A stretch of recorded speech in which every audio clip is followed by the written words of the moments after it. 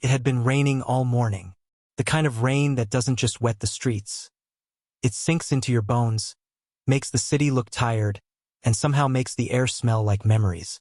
Sophie and I were soaked through by the time we stepped into the little cafe on the corner. I pushed the door open with one hand, holding Sophie's tiny fingers with the other.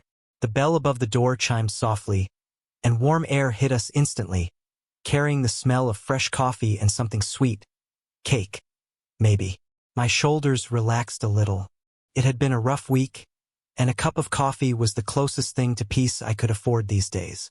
Sophie, in her floral dress and little rain boots, squeezed my hand. "Daddy, can we sit by the window?" I glanced around. The place was nearly full, college kids hunched over laptops, a couple on a quiet date, a few older men reading newspapers. And then my eyes stopped. She was sitting alone at the far corner, right by the biggest window. A young woman, maybe mid-20s, long golden hair that caught the light like it had been painted there. A small birthday cake sat in front of her. Two slender candles burning slow, their flames trembling whenever the door opened and the breeze slipped in. At first, I thought she was waiting for someone. But her gaze wasn't on the door. It was on the cake. And there was a look in her eyes I knew all too well. That quiet kind of sadness that doesn't need to cry to be loud. Her hands rested on her lap, fingers motionless. Then I noticed the wheelchair. "Daddy," Sophie whispered, tugging on my sleeve. "She's all alone." I knelt so I was at Sophie's eye level. "Maybe she's just waiting for someone." Sophie shook her head, her little brows pulling together. "No one's coming. Can we go give her my flower?" She held up the small pink flower she'd been carrying since we left the park earlier. I hesitated. People have walls, and some walls are higher than others. I didn't want to intrude on her moment if she wanted to be alone. But Sophie was already halfway convinced, and I've learned something over the years.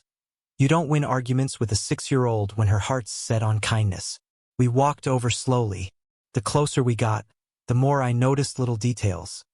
The faint smudge of lipstick on her coffee cup, the way her eyes flicked up when she saw us, then quickly down again. "Hi," I said softly when we reached her table. "Sorry to bother you, but my daughter was wondering if we could join you." She blinked, surprised. "Join me?" Sophie stepped forward, placing the pink flower gently on the table in front of her. "It's your birthday, right?" The woman's lips parted, but she didn't speak at first. She just looked at the flower, then at Sophie, like she couldn't quite believe this was happening. Finally, she nodded. "This is for you," Sophie said, smiling like she just handed over the crown jewels. The woman's gaze softened, and for a moment, I caught something flicker in her expression. Gratitude, maybe, or just relief that someone had noticed. "My name's James," I said. "This is Sophie. We're new in town. Don't know anyone yet." But Sophie thought no one should celebrate alone. She let out a small breath that might have been the beginning of a smile. "You can join me if you'd like." I pulled out a chair, and Sophie scrambled into the seat beside her, grinning like she'd won a prize. The candles still flickered on the cake, waiting for a wish. And right then, without knowing a single thing about her, not her name, not her story, I had a strange feeling that this moment wasn't just chance. That sitting at this table was going to change everything. The first thing I noticed once we sat down was how quiet she was. Not the kind of quiet that comes from shyness, but the kind that feels like a shield. Polite enough to let you in, strong enough to keep you from getting too close. Sophie leaned forward, pointing at the cake. "You didn't make a wish yet." The woman's eyes shifted to her, a small crease appearing between her brows. I don't usually make wishes." Sophie gasped as if that was a crime. "But that's the best part of a birthday." I smiled faintly.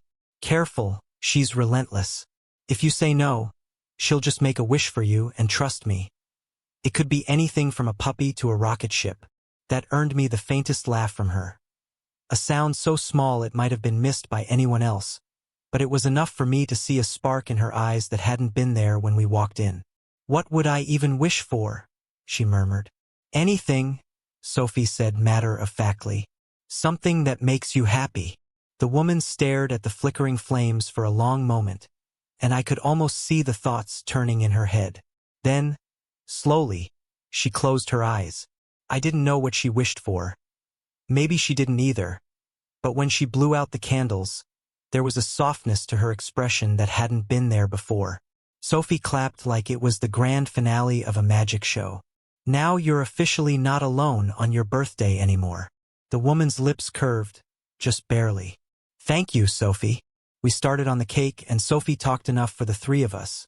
About the rain, about her favorite cartoons, about how she wanted to be an astronaut and a baker at the same time. The woman listened, smiling at Sophie's chatter, but I noticed her glances at me, curious, cautious. Finally, she asked, "So, new in town?" I nodded. "Moved here last month. Sophie's starting school next week." "Big change?" she asked. "Yeah," I said simply. We needed a fresh start. I didn't offer more, and she didn't press. Still, I caught the faintest flicker in her eyes, like she recognized the weight in those words. "And you?" I asked. She looked away, her fingers brushing lightly over the rim of her coffee cup. "I grew up here, but it doesn't feel like home anymore." There was something in the way she said it, like the city had taken more from her than it had given. The rain outside grew heavier, streaking the glass in long silver lines. I found myself wondering why she was here alone, why no one else had shown up for her birthday, and why a woman who looked like she belonged in the center of a crowd was sitting in the corner with only a cake for company. Before I could ask, Sophie piped up, "What's your name?" The woman hesitated for a heartbeat. "Emily." "Emily?" Sophie repeated with a nod, as if filing it away in some very important mental list. "That's a pretty name. You look like an Emily." Emily smiled at that, and for a brief moment, I saw her without the weight she carried. Just a young woman sharing cake with a little girl and a stranger. But the moment didn't last. The cafe door opened, letting in a gust of cold air. I glanced up and saw a man in a tailored black suit step inside. He scanned the room quickly, his eyes landing on Emily. His expression tightened, and in that instant, I knew he wasn't just some random customer. He was here for her. Emily stiffened, her fingers curling on the table. The man walked straight toward us, and I had the sudden feeling that whatever this was, whatever fragile, quiet thing had just started between us, was about to change. The man in the suit stopped at our table with the kind of presence that made people notice. He wasn't just well-dressed. He carried himself like someone used to getting exactly what he wanted. His black umbrella dripped on the floor, but he didn't care. His sharp eyes locked on Emily. "Miss Whitmore," he said, his voice clipped and professional. "Your father has been trying to reach you." Emily's shoulders stiffened, her jaw tightening. I turned my phone off. "I'm aware," he replied. "Mr. Whitmore insisted I find you. He's on his way back from Boston and wants you to return home immediately." Something about his tone rubbed me the wrong way. It wasn't a request, it was an order. Emily's voice was calm, but I could hear the tremor beneath it. "Tell my father I'm fine." The man's gaze flicked to Sophie and me for the first time, scanning us like we were an item in a store he didn't plan to buy. "And these are?" I leaned back in my chair, holding his stare. "Friends," I said simply. He didn't like that answer. "Miss Whitmore," he continued, ignoring me, "your father would prefer you not." "That's enough, Richard." Emily cut in, her voice sharper now. "I'm not a child. I can decide who I spend my time with." His mouth pressed into a thin line, but he nodded once. "Very well. But I'll inform him you refused to comply." He turned on his heel and left without another word, the cafe door swinging shut behind him. The rain seemed louder after he was gone. Sophie was the first to break the silence. "Was he mad at you?" Emily exhaled slowly, her fingers tracing the edge of her coffee cup. "He works for my father. He thinks protecting me means controlling me." I didn't say anything at first, but inside, something was churning. I'd been around controlling people before, the kind who made decisions for you, told you it was for your own good, and slowly took pieces of your life away until you barely recognized yourself. Emily glanced at me, maybe sensing my thoughts. You're wondering why a grown woman lets a man like that talk to her like she's 15. I'm wondering, I said carefully, if you have anyone in your life who just listens. Her eyes softened, and for a second, she looked like she might answer. But then she caught herself, glancing away toward the rain-blurred window. You don't have to tell me, I said quietly. Sophie, as if determined to lighten the mood, pushed the cake toward Emily. I think you should have the last piece. It's your birthday. Emily smiled faintly. Only if you share it with me. And just like that, the tension eased. We finished the cake in comfortable silence, but my mind was far from quiet. I didn't know Emily's full story, but I knew two things. She didn't trust easily, and she was used to being left alone.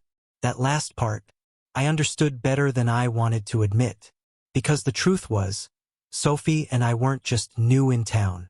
We were hiding from memories, from people, from a life that had gone wrong.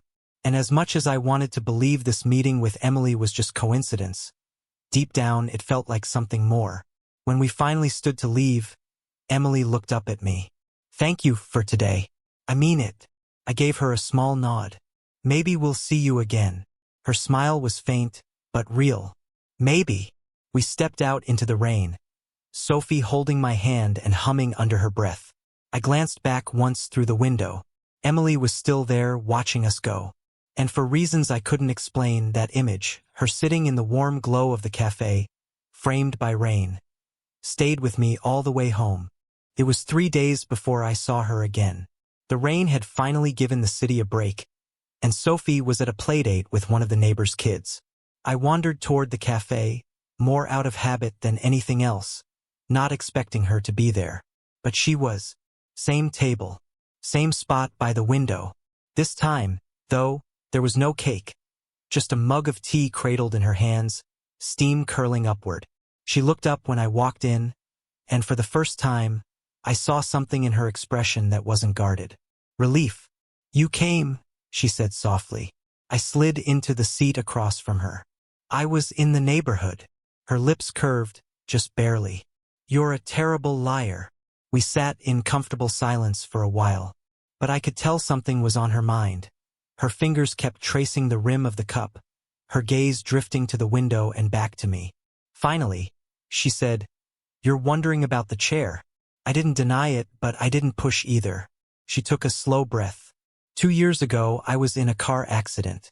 My father was supposed to pick me up from a concert, but he sent his driver instead. It was raining.